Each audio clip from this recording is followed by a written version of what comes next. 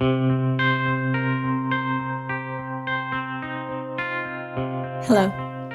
and welcome to Getting We're Going Healing, a place where we talk about mental, spiritual, emotional, and physical well-being, and showing you how to be your best, your most, your greatest, your best, most authentic self. My name is Tovah, and I'll be your host. So today I wanted to talk about another video that has gotten a lot of traction of mine on my Instagram account. If you are not already following, you can find that at Get In We're Going Healing on Instagram. Also on Facebook. So there's a reel that I reacted to by a woman who shared this content that said, it's amazing that we're living in this age right now where we as parents are learning to apologize to our children when we ourselves were not apologized to by our parents. And she goes on to say that wouldn't it be nice if you got a phone call one day and your parent called you and apologized and said, I'm so sorry that I treated you that way. You were just a kid. I shouldn't have blamed you.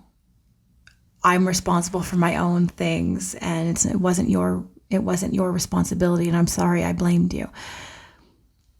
And now I'm not necessarily saying that every older parent should call their child and apologize, though it would be nice. Taking accountability, it would be nice. But here's what I got from it. So it garnered a lot of views. It's garnered a lot of comments, and they're both good and bad. Some of them are from parents who are on this conscious parenting journey, and they are apologizing to their children, and they are taking accountability for their actions, and they are learning emotional regulation, and it's changing how their relationship with their child is, their connection. And there are people who are sharing that they were raised by parents who didn't apologize to them and harmed them and never took accountability for that. And yet here they are as parents learning how to do that for their children.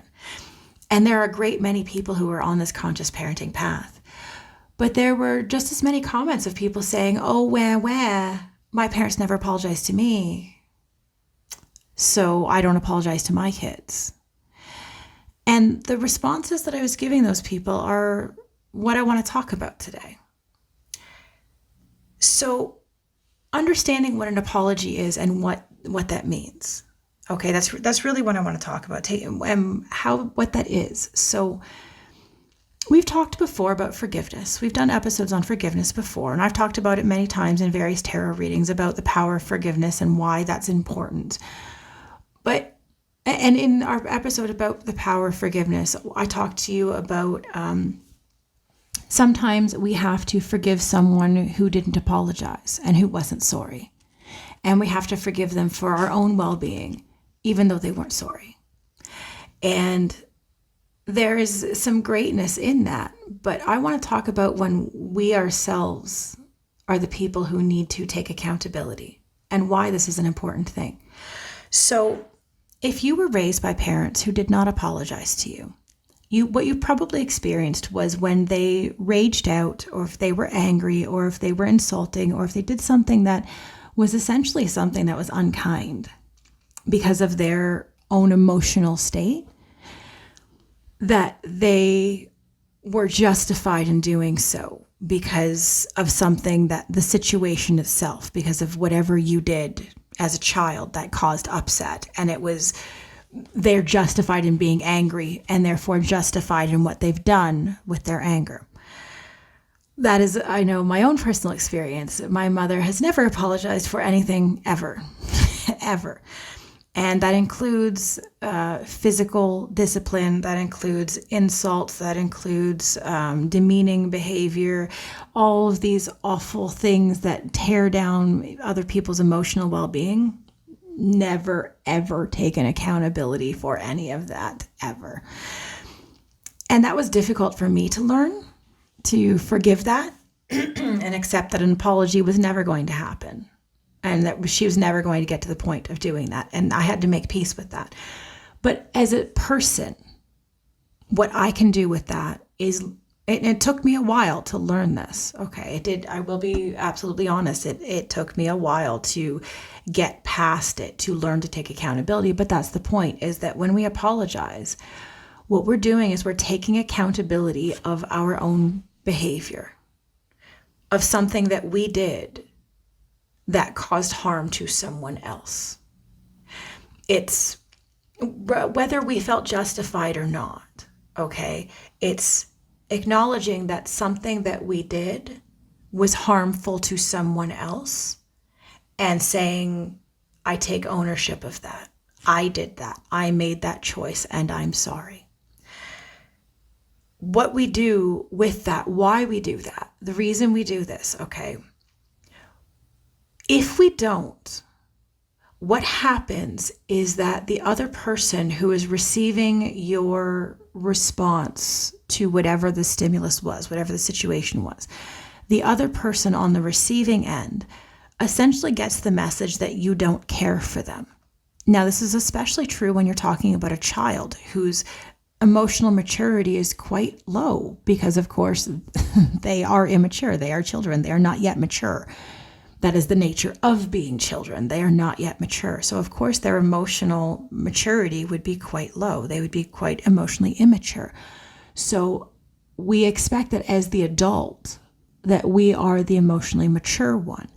And that when we react, and I mean that in the greatest sense, react rather than respond to something, when we react from an emotional state, from an egoic state, to a stimulus. Let's say our child is being too loud, or they've made a giant mess, or you're already frustrated and you're upset, and now they've done something and it pushed you over the edge.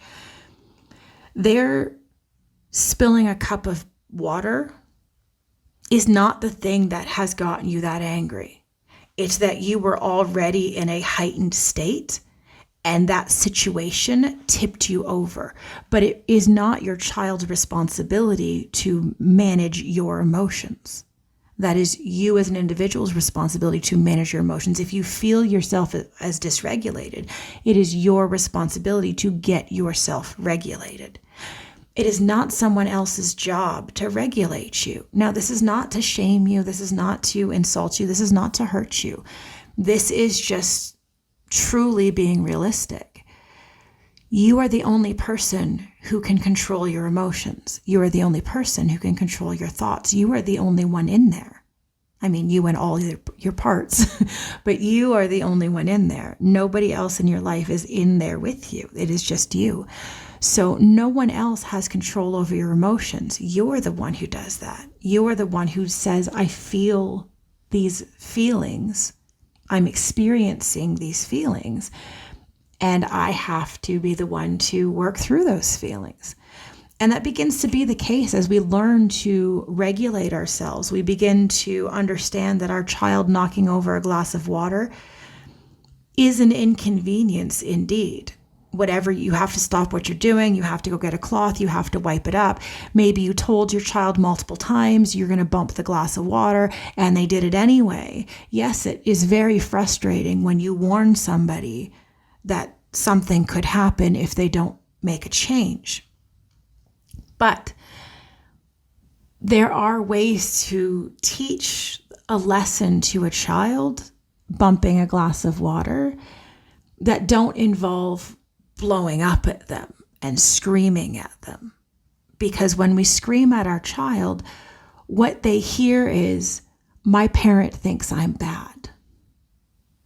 And that becomes the internal message. Now, I'm not saying that you can't have a bad day. Okay, bad days happen. But that's the whole point of the apology. The apology is the repair work. When you acknowledge that, ooh, I done messed up. Ooh, I should not have done that. That was bad. It's going to your child and saying, hey, I'm sorry I yelled at you because you bumped your glass of water. I know you didn't do it on purpose. And I know it was just an accident. And I was really upset and I lost my temper and I yelled at you and I'm sorry. And reaffirming that love and connection with your child to show them that it is not them that you don't love. It's not that you don't love them, that you had a reaction. And children are very forgiving and understanding because they also have big feelings. And it's the same thing. If we model that for them and we show them when we blow up, when we lose our temper, when we get to the point that we just can't, the straw that breaks the proverbial camel's back, when we hit that point, and we're human and that's going to happen. We're going to have bad days where we're not regulated and we're not doing a great job controlling ourselves, and we're going to blow up. The point of the apology is to go and say, hey, listen, you didn't deserve what I did. I was upset and that's how I reacted. You didn't deserve to be treated that way. I'm sorry. I could have handled that in a different way. I'm sorry. Now, why is this important? We often ask our children to apologize to their siblings. If they get into a fight and they hit their brother with a toy truck, as I've seen my nephews demonstrate, we say to the one that hit the other person, tell them you're sorry. You hit them with a truck and it hurt them. Tell them you're sorry. And maybe you might get your kid to mumble out, I'm sorry. Maybe. Or if you've got my strong-willed child, he will just cross his arms and say, no, I'm not apologizing. He did my whatever, insert whatever it is that he's concerned about somebody did to him. Let's say in the case of my nephews, I don't know, my brother took my toy from me that I was playing with and I got angry, so I hit him with something. I was mad and I hit him. Okay. There are lots of layers to that. And obviously there's lessons need to be talked to about how we manage our emotions, and when we are feeling angry about something, how we respond, and if we use physical attacks to handle our big feelings with our little brother. And those are all separate lessons. But when those are separated and we're just going into the repair work, if we just insist that our child apologize to his brother and he's what we get is a child who does not know how to take accountability for the choices that he made. Now, again, we're talking about children in this case, so we're talking about emotionally immature. So there's some understanding there, but it's understanding that our child reacted that way because they were hurt, and that's fine. I mean, it's part of learning. Okay, let's put it that way. It's part of learning, but what we're looking for is our child to say, I was angry and I hit you because I was angry, and I'm sorry for that. That is showing them I take accountability for the action that I did. I hit you with the truck. I take accountability of that. I was angry, which is why I did that. I take ownership of that feeling. That was my feeling. I was angry. I did this physical action because I was angry. Those were my things. And I did that to you, and you didn't deserve it, and I'm sorry. When we model that for our children and we show them what that looks like, they will start to utilize that in their own lives when they are given situations in which that applies. I saw another video that was rolling around of a parent that thought that when she had a daughter, she was going to see her daughter play lovingly with this baby doll and, oh, I love you so much and all this stuff. And what she witnessed was when the daughter started the play, it was, I love you so much. But then was stuff like, okay, we have to go. Okay, there's 2 minutes. Okay, we have to go. It's time to go. It's time to go. It's time to go. No. And then it made the mom realize, oh, she's modeling what I do. Ooh. Maybe I do that a little too often. Got to check in with that one. And our children will model what they experience with us, and they will think that's what they're supposed to do because that's what they're experiencing every day. There's a book called Children Learn What They Live, and it essentially talks about that exact thing. It talks about when children live in a certain environment, that's what they engage as how they're supposed to engage the rest of the world. That's how they internalize that, is how they're supposed to deal with those situations outside of this situation, outside of the home environment. I know that was true for myself, and it was very hard for me to learn to engage with other people outside of the dynamic in which I was raised in, because that was how things happened in my household, and that's how I was wired to see the world. And it took work to rearrange those wires and take them apart and put them back where is a more healthy place for them to be. And it took me time to learn to take accountability, because that was not something that was modeled for me in my own childhood. And it took work on my part, and looking at things that I didn't want to look at, and looking at patterns of behavior that I didn't want to see. But that's part of doing our healing journey, and that's part of doing our parts work, is beginning to see the patterns that we engage in that are unhealthy for us and for those around us, and beginning to make changes to eliminate those patterns. And so part of that is learning to take accountability for when we blow up at our children, when we act in ways that are inappropriate. And this is not just applicable to our children. This is applicable to our coworkers, our friendships, our romantic relationships, our parents. This is applicable to anyone. When we lose our space of where we want to be, and we end up making choices that are not so great for ourselves or for other people, and we act out in ways that are unhealthy for us and for other people, we need to get to a point where we take ownership and say, I shouldn't have done that, and I'm sorry. I shouldn't have said that, and I'm sorry. I shouldn't have acted that way, and I'm sorry. I was dealing with this, that, the other, whatever it is you were dealing with. And I mean, that's okay. We're human. We deal with these crazy stuff in life. That's absolutely just part of being life. But by that same notion, when we mess up and we cause harm to another person, it's important for us to learn to take ownership and make changes so that we don't keep doing those behaviors. We don't keep doing those things, and then do the work to repair with our child, our partner, our coworker, our friend, our parent, and to say, I'm sorry, I should not have done that. I hurt you and I'm sorry. It doesn't have to be a long-winded thing. It's just a simple acknowledgement of the behavior that we've done and the harm we've caused, and that the connection between us and the other person that we hurt is important enough to us to repair the connection, that this connection is valuable to us in some way, and we want to keep the connection. And so if we want to keep the connection and we want to keep the connection healthy, we need to repair the damage that we did with whatever it is that we did that caused harm, outburst, actions, hurtful things said, whatever they happen to be, and do the work to repair it. If you were working to learn to communicate better, I strongly recommend the book, Crucial Conversations.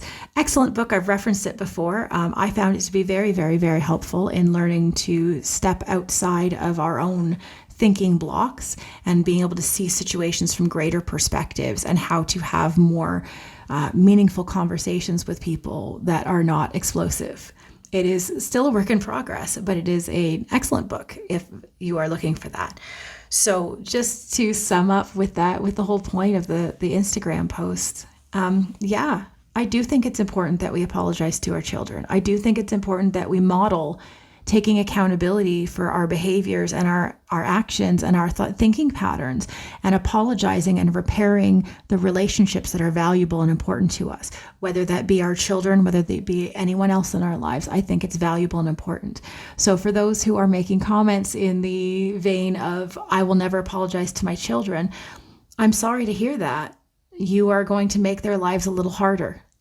They will still have to learn how to take accountability for themselves, and they will still have to learn how to repair their relationships, but they won't have that example that you've provided, and they will have to actually heal through that before they can actually get to the point of having that as a positive thing in their life. That is absolutely fine. You live your life whatever way, but understand you are actually making your life more difficult for your child by not giving them these lessons earlier on in life. And if we're being honest, you are probably stuck in your ego thinking, because ego thinking says, I'm right, I never do anything wrong, I'm absolutely right, I did this and it was their fault, they deserved what they got, they deserved what I did, they triggered me into this way, and that they deserve how I reacted, they shouldn't have done this and it wouldn't have upset me. Those are all ego thinking. Those are all overthinking, egoic mind patterns, karmic patterns, as we talked about in the last episode of working through your karmic patterns and letting people struggle. In that vein, when you are listening, if that's how you feel that your children deserve to be shouted at because they did stuff that upset you, that's not your higher self thinking, and you're going to damage the connection you have with your children. And you might not be surprised, or you shouldn't be surprised, if by the time they become adults, there's distance between you and you won't have a close connection with your children because you damaged it with the way that you treated them. The choice is always yours. If free will is a thing, people, you get to choose what you do. You get to make choices. But the whole point is, can you learn from those decisions and make better ones to create the life that you actually want to live and the connections you actually want to have? And sometimes that means we need to humble ourselves, acknowledge that maybe we done messed up. We done made some mistakes, and that's fine. You're a human. You gonna make mistakes. Everybody does. It's owning the mistake, taking accountability, and fixing it. And it's a really important skill to have. I hope it's something that you're working on. It's something that I've been working on, and it's very valuable on this lovely healing journey. So I hope that you've learned something. I hope that this has helped you in some way. If it has, don't forget to share around with people. Let them hear it too, if you think that it would help them. I just want to help people. I just want to help you learn stuff that I've learned and see if it can help you grow on your journey. So until next time, fellow humans, keep dropping those things that are holding you back from being your best, your greatest, your most authentic self. And of course, learning to love yourself. Because I love you. I hope you love you too. Until next time, love and light, fellow humans.